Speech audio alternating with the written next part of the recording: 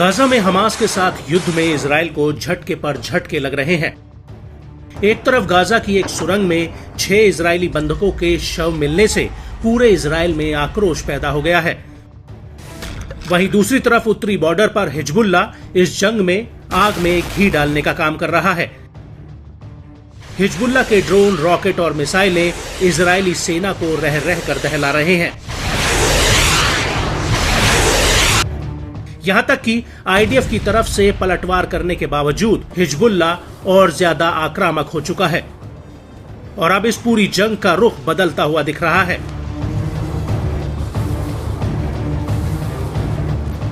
उसकी सबसे बड़ी वजह है हिजबुल्ला के हवाई हमले, जो पूरे उत्तरी इजराइल से लेकर अन्य इलाकों के लिए एक बड़ा खतरा बन गए हैं। बीते दिनों में हिजबुल्ला ने ड्रोन हमलों के मामले में महारत हासिल की है, जिसका तोड़ आईडीएफ के पास भी नहीं है और खुद इजरायली मीडिया भी इस बात को बखूबी समझ रहा है। दरअसल इजराइल के चैनल 12 ने अपनी एक रिपोर्ट में कहा कि हिजबुल्ला का एयर डिफेंस सिस्टम इजराइल के एयर डिफेंस सिस्टम पर हावी होता हुआ दिख रहा है। चैनल का कहना है कि इजरायली एयरफोर्स के अधिकारियों को हिजबुल्ला की हवा में बढ़ती ताकत से पैदा हो रहे बड़े खतरे का एहसास हो चुका है, क्योंकि हिजबुल्ला ईरान से एयर डिफेंस सिस्टम लेने में कामयाब रहा है। साथ ही उसके पास अब कंधे पर रखकर चलाई जाने वाली हैवी मिसाइल और उसके प्लेटफॉर्म मौजूद है, जो लेबनान के आसमान में इजरायली जेट्स को गिरा सकते हैं। इसकी वजह से इजरायली एयरफोर्स की लेबनान के भीतर हवा में ताकत कम हो सकती है।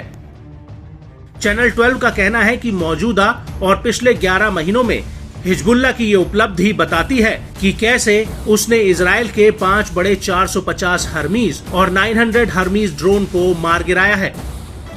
हालांकि चैनल 12 का कहना है कि उसकी शुरुआत आज से करीब 5 साल पहले ही हो गई थी, जब हिजबुल्ला ने लेबनान में इजरायली जेट्स के लिए रेडार लॉक करना शुरू कर दिया था।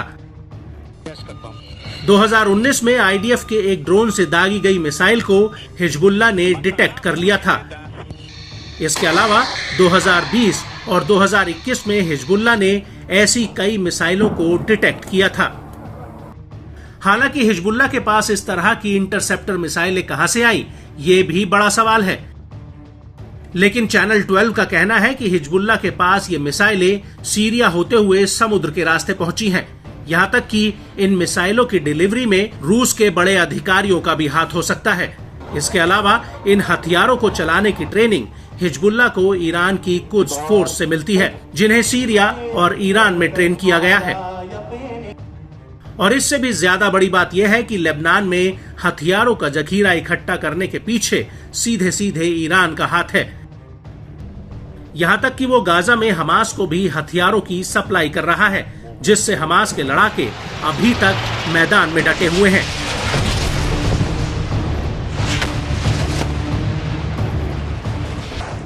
और यही वजह है कि गाजा से ज्यादा अब लेबनान बॉर्डर इजराइल के लिए एक बड़ा खतरा बन चुका है।